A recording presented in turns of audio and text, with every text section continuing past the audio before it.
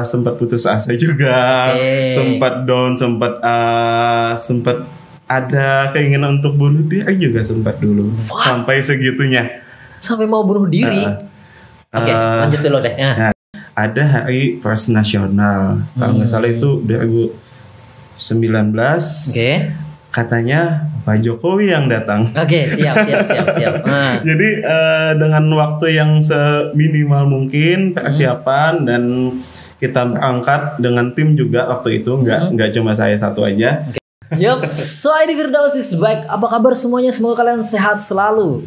Kalau kita ngomongin soal seni dan budaya yang mungkin sudah diwariskan oleh leluhur-leluhur kita, pasti kita tidak jauh obrolannya juga pasti tentang tarian. Nah, kalau tari menari ini kan pasti identiknya dengan perempuan, cewek, ya kan, gadis. Tapi ada suatu keunikan seorang penari tapi dia laki-laki. Dan prestasinya juga sungguh sangat luar biasa. Bahkan meroket sampai tingkat nasional katanya. Tanpa berbasa-basi dulu nih, sebelumnya saya mau ngucapin terima kasih untuk Kado Mantul yang menjadi sponsor kita kali ini. Dan tentunya buat teman-teman yang mau kepoin kadonya, silahkan kalian cek di Instagramnya di sini ya. Nah, di sini saya juga mau mengucapkan terima kasih yang sudah ngeklik ini. Kalau kalian suka dengan kontennya, silahkan kalian subscribe, kasih like, juga share dan juga komentar. Atau ada yang mungkin satu frekuensi dengan obrolan kita kali ini. Tanpa berbasa-basi lagi, So ID di sini dan bintang tamu kita sudah siap. Inilah Podspirasi.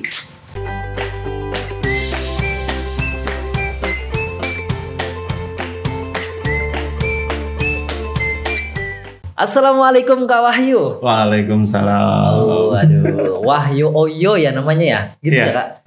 Panggilannya. To be honest ya Kak, Wahyu Oyo itu mungkin saya kira awalnya itu adalah nama panggung. Is it right? Bener gak sih itu? Nama panggung. Nama panggung. Karena to be honest ya teman-teman, kita ini mungkin secara sosial media sudah lama follow-followan. Yoi, kita teman-teman kan, oh ini orang kayaknya berbakat banget nih, saya kira abang ya, karena beliau kan lebih senior lah mungkin ya. Kita nggak tahu masalah umur, nggak tahu ya, pokoknya dia masih kelihatan umur 17-12. Amin. Nah, jadi itu kita baru kali ini ya ketemu DM-an. Yuk, aku mau ngulik nih, mau belajar dari Kak Wahyu juga. Nah, untuk itu kita sama-sama mau kenalan ya. Kita sama-sama nih ya, bukan saya aja yang mau kenalan, tapi teman-teman juga mau kenalan. Boleh dong Kak kenalkan siapa Kakak, kesibukannya apa, mungkin riwayatnya bagaimana? Singkatnya aja, nanti kita kulik pas obrolan. Silakan kamera Kak. Gitu. Salam kenal. Saya, nama lengkap saya sebenarnya Wahyu Hidayatullah. Wahyu Hidayatullah. Jadi nama Wahyu Oyo itu pencetusnya sebenarnya dari SMA. Gak tahu kenapa tuh teman-teman yang bikin. Jadi panggilannya Oyo gitu. Mungkin karena akhirnya Yu kali ya. Iya betul. Jadi kesibukan saya sekarang sebagai tenaga pendidik di SMA 1 Kandangan, dan juga coba-coba aktif dalam dunia jualan. Iya, penambah pundi-pundi ya. Oke. Kalau waktu kuliah kan gimana? Kakak kuliahnya di mana? Saya kuliah di Pendidikan Seni Tari di STKI PPGRI Banjarmasin tahun 2015 sampai dengan lulusnya di 19. Jadi saya itu dulu lulus SMA sebenarnya tahun 2013, tapi nggak bisa kuliah waktu itu, jadi ketunda dulu 2 tahun. 2 tahun. 2 tahun, jadi 2015 baru bisa kuliah gitu. Telat 2 tahun. Bisa kuliah. Dan saya mungkin adalah orang yang meyakini Kakak adalah orang yang kuliahnya sangat menikmati. Ini ya buat teman-teman ya, pasti banyak di antara teman-teman yang mengatakan, aduh aku salah ambil jurusan, nah aku padahal pengennya ini, tapi kok dipilih orang tua ini. Tapi Kakak ini kan adalah seorang yang berkarir, menaikkan karirnya itu dari dunia tari. Kita kan punya macam-macam nih jalannya nih Kak. Dan Kakak ternyata juga satu jurusan, walaupun tertunda 2 tahun ya tadi. Tertunda 2 tahun, tapi akhirnya kuliah juga dengan jurusan yang mungkin satu passion. Is it right Kak? Gimana rasanya Kak sebagai seorang penari juga tapi kuliah dengan satu jurusan yang satu frekuensi nih? Itu sebenarnya jurusan yang timbul tiba-tiba. Aduh. Gitu. Dulu itu saya pengennya mau jadi dokter. Wah, salah prediksi saya nih. Oke, lanjut. Dan memang sudah lulus di salah satu fakultas kedokteran. Tapi pada waktu itu 2013 itu kondisinya tidak memungkinkan, dan nggak tahu kenapa dari kelas 2 SMA itu kok tiba-tiba ada minat di bidang seni tari. Oh, gitu loh. Siap. Gitu. Jadi lanjut sampai dengan kuliah. Nah, di 2013 itu kan saya tinggal bisa kuliah.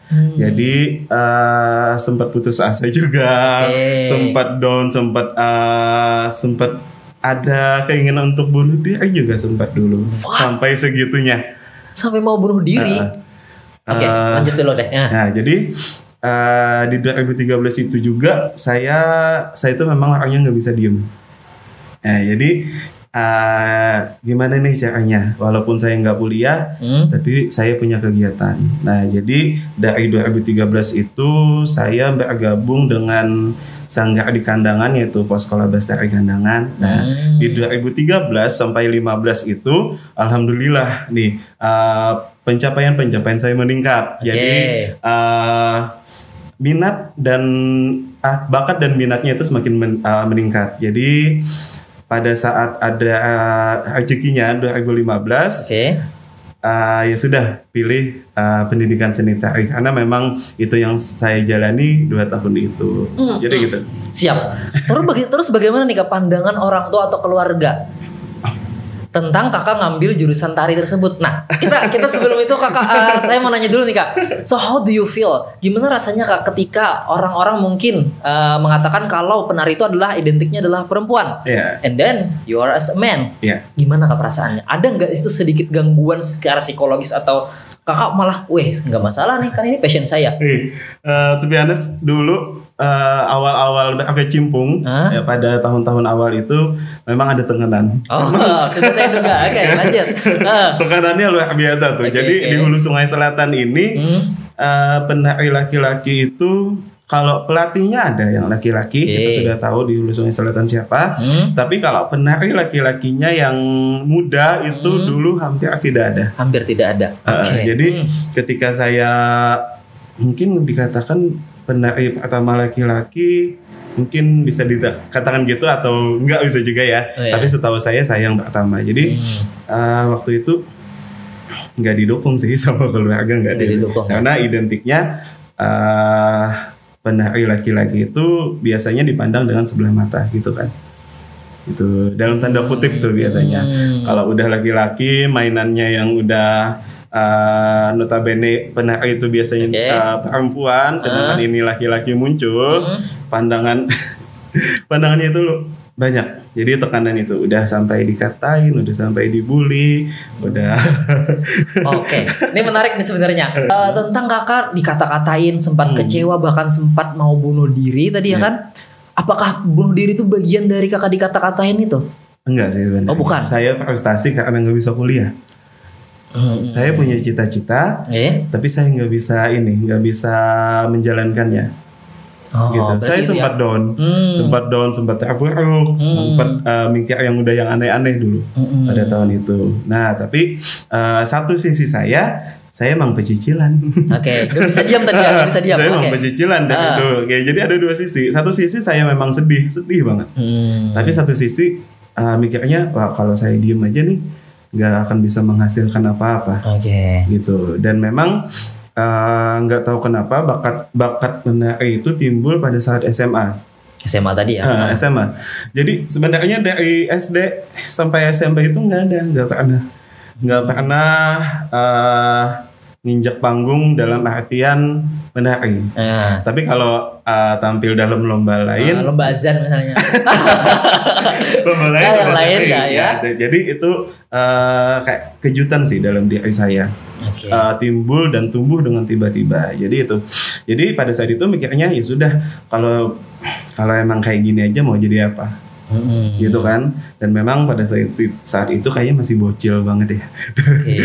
Baru lulus SMA dan alhamdulillah pada saat itu menemukan wadah dan tempat yang tepat di Sanggar tadi. Iya, di Sanggar tadi. Jadi antara 2013 sampai 15 itu alhamdulillah saya berapa kali menang lomba tari, gitu. Di kabupaten dulu? Enggak, di Kalimantan Selatan. Di Kalimantan Selatan itu masih SMA. Udah lulus. Udah lulus ya. Oh yang masa-masa 2013 sampai 2015 itu. Nah, kemudian menang, kemudian juga pernah jadi perwakilan Kalimantan Selatan. Pada saat itu namanya Borneo Extravaganza bersama Sangga juga pas sekolah besar Kandangan itu pada saat itu dikirim ke Pulau Dewata Bali. Oke. Nah, jadi udah dengan pencapaian seperti itu, saya niatnya makin yakin nih untuk memilih jurusan ini. Gitu.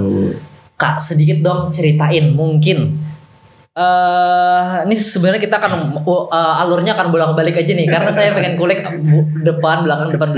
Ini gini Kak, kakak saya nonton di videonya yang mana kemarin Kak saya lupa tuh dari mana tuh videonya YouTube-nya kakak yang waktu di interview itu. Itu tim Arupa. Nah itu Arupa benar Arupa. Yeah. Nah dari tim Arupa kakak kan menjelaskan bahwasanya kakak pernah menari di depan presiden. Oh itu. Event apa itu?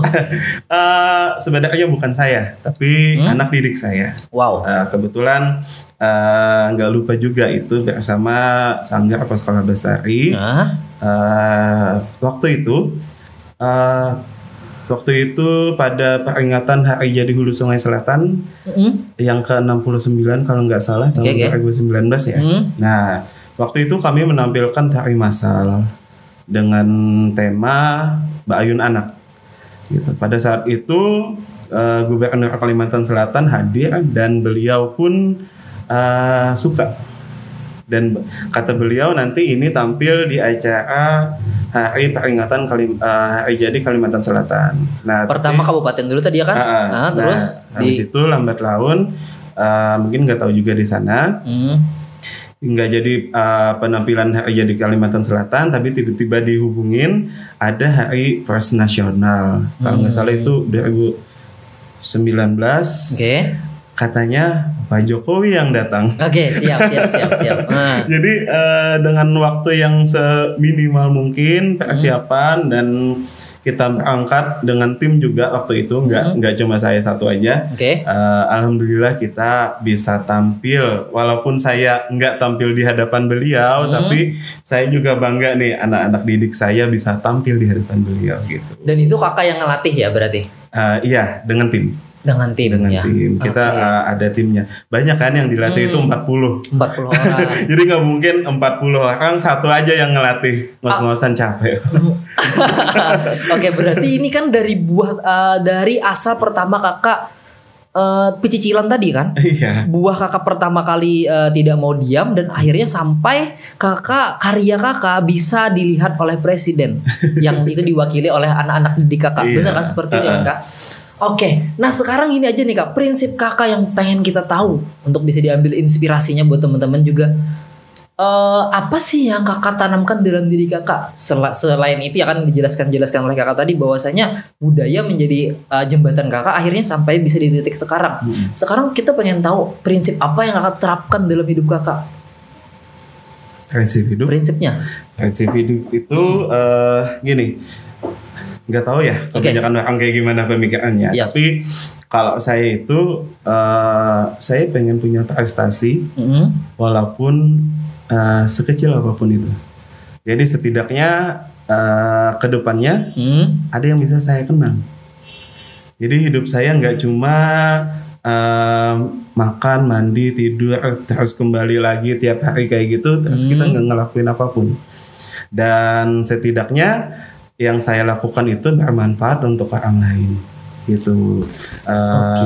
Saya nggak mau jadi pokoknya saya mengharapkan apapun yang saya lakukan itu jadi manfaat buat orang lain, itu aja.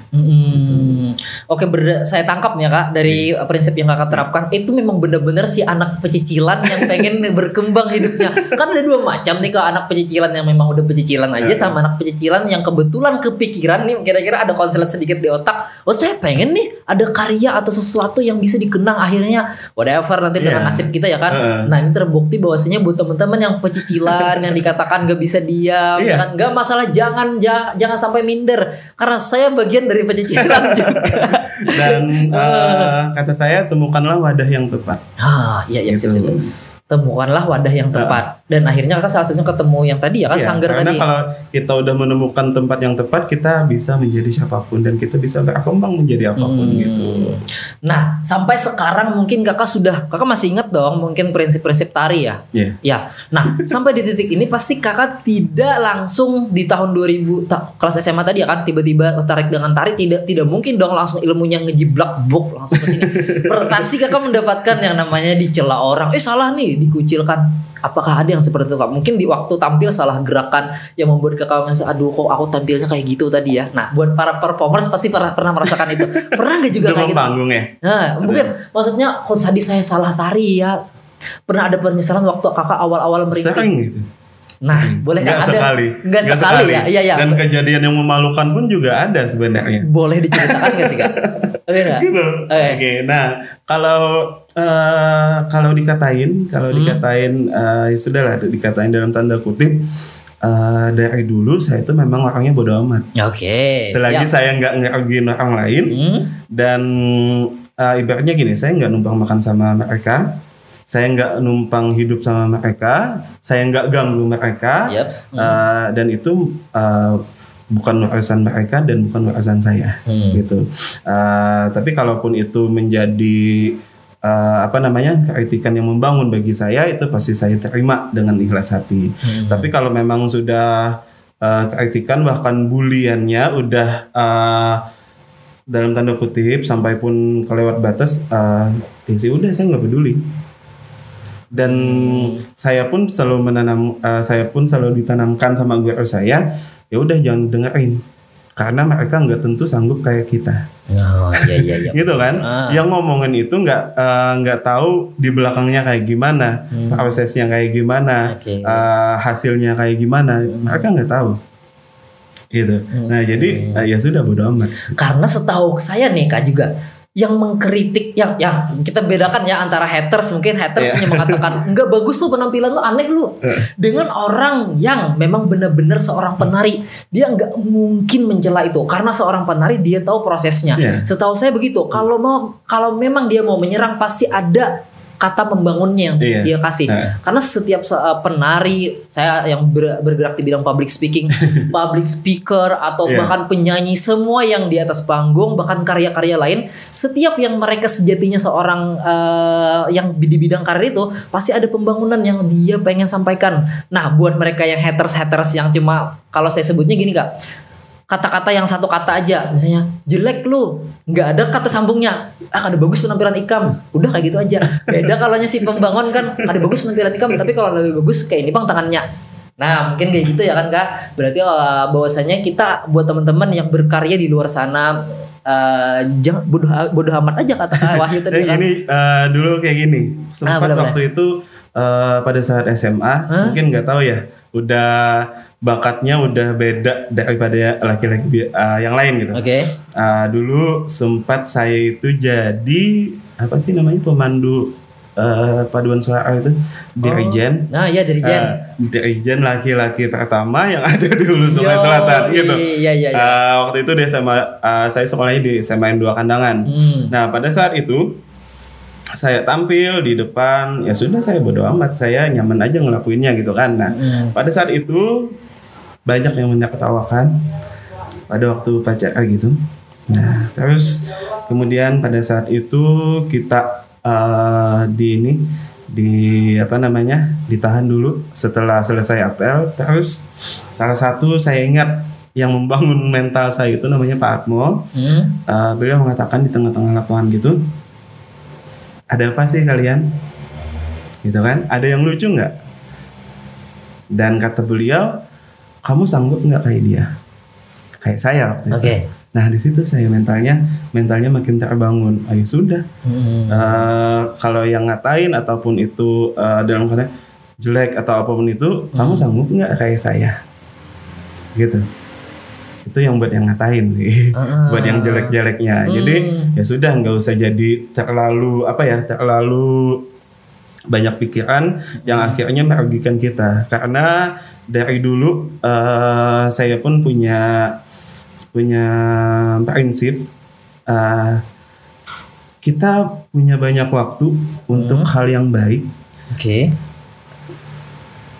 Kenapa harus ada hal yang buruk kita pikirkan? Ya gitu. Sip. Itu sih sebenarnya. Berarti tentang mindset berarti ya. Mindsetnya gitu. Ya kan? Saya punya idola. Oke. Idola saya itu Agnes Mo, jujur. Nah, jadi saya bukan hanya mengagumi dari suara dia, tapi saya juga mengagumi dari kehidupannya, quote hidupnya, tata cara hidupnya. Jadi ngapain sih kebanyakan mikir hal yang enggak. Padahal masih banyak waktu buat kita mikirin hal-hal yang baik. Gitu. Iya. Jadi buang-buang waktu aja sebenarnya. Oke, gitu ya, berarti tentang kita memproses sesuatu yang masuk ke dalam diri kita. Entah itu cemoohan, bagaimana kita membulaknya menjadi sebuah yang hal positif, ya berarti ya. Oke. Nah, bisa kita terapkan, pelajari sama-sama nih buat teman-teman ya kan. Apalagi masih banyak waktu buat kita berkarya daripada kita memikirkan hal yang tidak penting gitu. Iya. Sama saya juga sependapat bahwasanya kita adalah orang yang berkarir di bidang karya ya berarti ya. Nah, sekarang gini Kak, dari sekian banyak Kakak menari dan lain sebagainya, kita mungkin kalau kita kulik satu persatu mungkin tidak akan cukup waktunya, tapi kita pengen tahu pelajarannya. Dari tarian ini Kak, apa yang bisa Kakak ambil pelajaran hidupnya? Kan di tarian tuh banyak kan makna atau berbagai macam pesan moralnya. Apa yang mungkin sangat membekas di Kakak untuk bisa Kakak terapkan dalam hidup Kakak? Dari macam-macam tari ya kan? Kayak gimana ya bisa? Nah, misalkan di tarian ini misalnya dia mengajarkan, kalau tidak salah ada yang tari yang saya sih kurang tahu ya Kak, mohon maaf ya Kak, kayak tari yang mengajarkan kita tentang adat budaya yang apa ya, yang menerima tamu tuh apa ya Kak biasanya Kak? Tari penyambutan. Nah, itu bisa. Nah, itu kan artinya kita ketemu dengan orang dengan ramah tamah. Nah, ada berarti pelajaran yang bisa kita terapkan juga dalam hidup kita, tidak hanya dalam tarian. Nah, mungkin ada nggak yang seperti itu Kak? Oh iya, paham. Jadi gini, salah satunya dengan mempelajari tarian itu misi utama saya itu melestarikan budaya, gitu dulu. Jadi kalau bukan kita siapa lagi, gitu. Nggak ada penerus ya kan. Kemudian kembali lagi, contohnya ada tari namanya tari penyambutan. Kita di sana menari bagaimana tata cara menyambut tamu. Jadi implementasinya kepada kehidupan, bagaimana kita bersikap ramah tamah kepada orang, bagaimana kita menyambut seseorang itu dengan senyuman, gitu. Implementasinya kepada kehidupan. Jadi tidak hanya semata-mata menampilkan keindahan, tapi di dalam tari itu juga banyak pesan khusus yang diceritakan. Nah, contohnya saja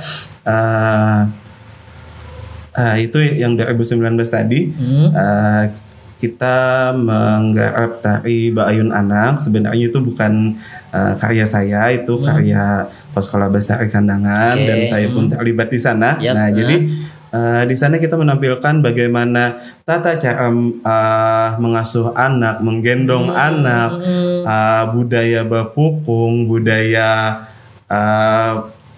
budaya Maayun Anak yang notabene zaman sekarang nggak ada lagi. Iya betul. Betul kan? Sekarang mengayun anak udah pakai mesin kayaknya ya. Yang ditempelin di atas pintu gitu. Terus mesinnya yang kayak gini kan. Udah nggak ada lagi. Sekarang budaya salah satunya itu tadi mengayun anak itu udah hampir punah. Jadi itu yang kita angkat. Jadi dari kebiasaan-kebiasaan masyarakat zaman dulu yang mungkin kebanyakan orang, khususnya anak-anak zaman sekarang, tidak mengetahui hal itu. Jadi dari situ yang kita ambil, adat istiadatnya kayak gimana, sopan santunnya kayak gimana. Jadi itu tadi bukan semata-mata hanya sebagai tampilan di atas panggung, tapi pasti ada pesan di dalam sana. Iya betul. Benar banget sih ya. Ya tinggal kita bahwasanya melestarikannya dan mau mempelajarinya lebih dalam mungkin ya Kak. Nah sekarang begini Kak, sekarang eranya sudah pandemi COVID-19, hampir semua event itu tidak diadakan.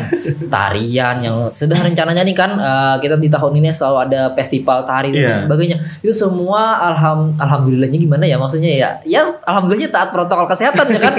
Tapi di sisi lain juga sebagai seorang performers, termasuk kami Pak anak-anak public speaker, pasti kita juga sangat sedih. Waduh, yang biasanya kita bisa jalan-jalan ngisi materi ke kampus-kampus orang, tapi akhirnya hanya dilakukan Zoom meeting yang mana ruangannya ini aja lagi.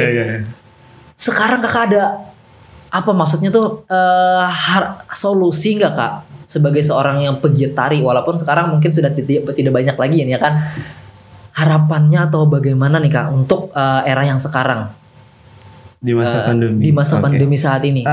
Sebenarnya saya mengatakan pandemi tidak bikin mati. Gitu kan? Pandemi itu tidak bikin kita mati, terutama mati kreativitas. Jadi kalau memang awal-awal pandemi itu 2020 ya, awal-awal 2020 kan bulan, memang pada saat itu memang mati suri lah kita bisa katakan. Jadi pada saat itu memang kita katakanlah shock ya, kaget karena kita pertama kali mengalami hal ini. Sebelum-sebelumnya kan nggak ada. Jadi pada saat itu saya katakan buat seniman-seniman juga kebingungan awal-awal pandemi itu. Gimana, semuanya ditutup kan, panggung ditutup, nggak ada penampilan, nggak ada pertunjukan. Nah, tapi lambat laun semakin kesini itu tadi pandemi tidak bikin mati kreativitas. Jadi gimana caranya kita bisa tetap berkarya walaupun tidak bisa dinikmati secara langsung kayak dulu-dulu kan, gitu. Nah jadi sebenarnya mau nggak mau pada masa pandemi ini ya sudah kita nikmati apa yang ada saat ini, gitu ya. Itu tadi contohnya penampilan tari menggunakan masker atau apa yang penutup muka itu sebenarnya tidak maksimal sebenarnya, tapi betul. Mau gimana lagi, mau mati sama sekali atau mau jalan nih, gitu kan. Jadi nikmati aja dulu untuk saat ini. Toh kita juga dulunya udah lama kan nikmati kesenian banyak kan, ya sudah.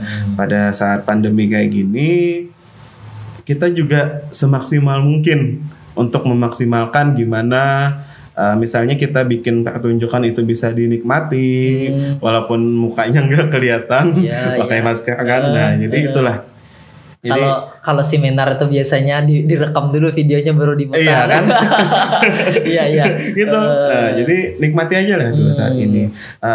Ataupun kita sebenarnya kan kita juga nggak menginginkan hal ini terjadi. Jadi ya sudah, berdoa aja semoga cepat berlalu gitu. Tapi kan saat ini kan PPKM sudah mulai agak turun nih. Kita doakan semoga semakin turun lagi, semakin lagi terbuka. Iya, ini kan hasrat-hasrat para penari pasti pengen banget nih ada event lagi, acara lagi sebagainya. Tapi Kak di sisi lain ya kita lihat dari konten creator nih di sudut pandang konten creator. Kakak tahu Alfie Rev nggak? Kayak saya pernah dengar deh.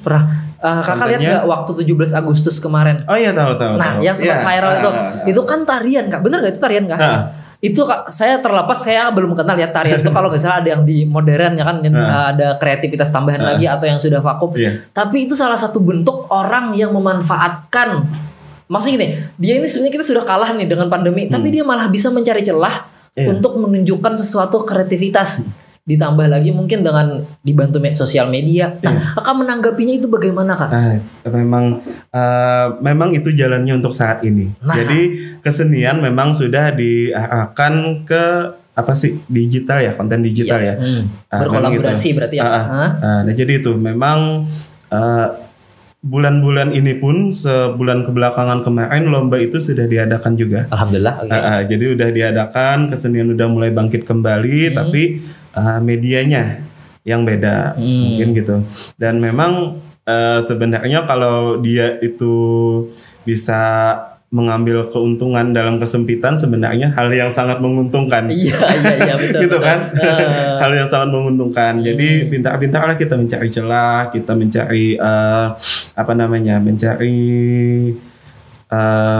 jawaban atas apa yang kita tanyakan gitu, contohnya gitu. Bagus, nice banget kakak.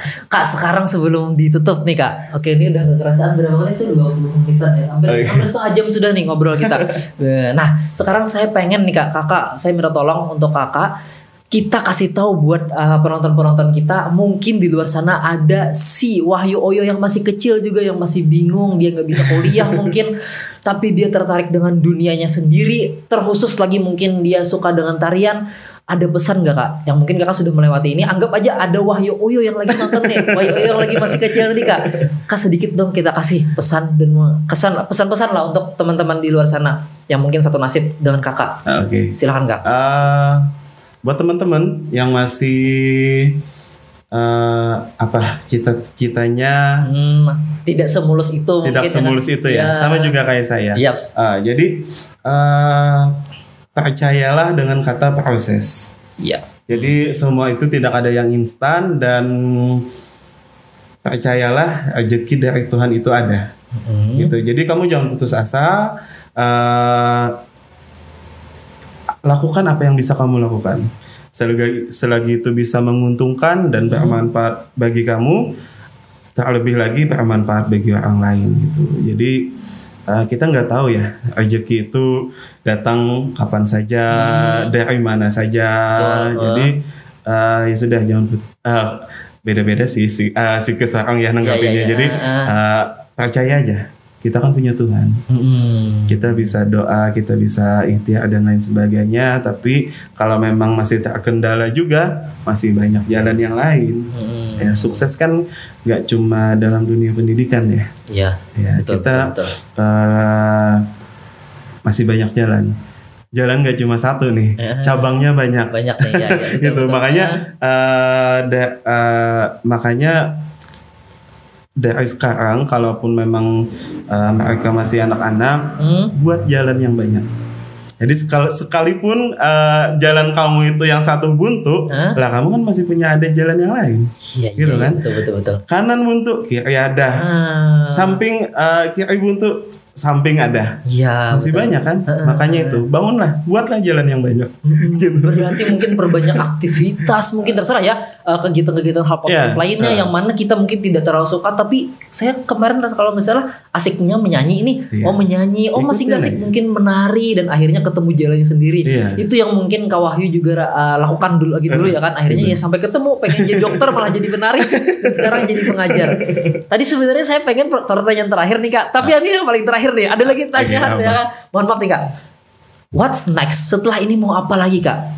I'm waiting, kita nunggu nih. What's next? Ada nggak sempat kepikiran dulu nih? Ini yang paling terakhir nih ada pertanyaannya. Setelah ini,